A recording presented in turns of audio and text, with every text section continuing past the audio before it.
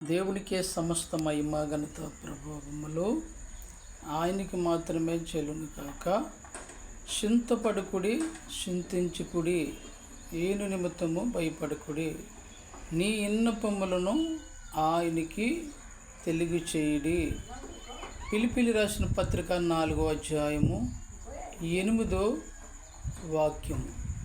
దేవుని వాక్యం చదివిస్తుంది.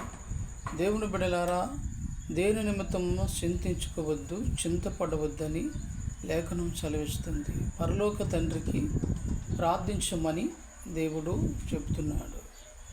ఆయనని గణపరిచిన వారిని గణపరిచే దేవుడు, ఆయనని మహిమపరిచే వారిని దేవుడు ఎన్నడూ చిగ్గుపరిచే దేవుడు కాదు. మన దేవుడు, మన ప్రభువు, మన ఆరాధించే దేవుడు మహిమగల రాజే ఉన్నాడు. గొప్పవాడైన పరిశుద్ధుడు, పరిశుద్ధుడు, పరిశుద్ధుడు. నేను పరిశుద్ధులను, మీరు పరిశుద్ధంగా ఉండమని దేవుని వాక్యం సెలవిస్తుంది. మనం పరిశుద్ధంగా జీవించేవారుగా, బ్రతికేవారుగానే ఉండాలి.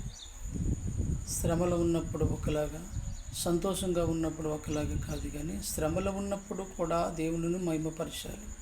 సంతోషంగా ఉన్నప్పుడు దేవునిను కీర్తనలు పాడుతూ ఆయనను మహిమపరచాలి. ఎప్పుడు మనుషుడు సంతోషంగానే ఉండాలి.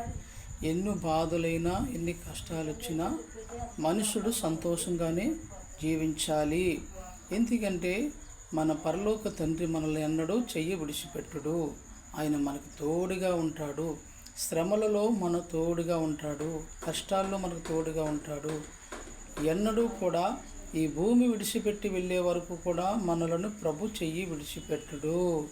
ఆయన సజీవం గల దేవుడు, మన పక్కనే మనతోనే ఉంటాడు.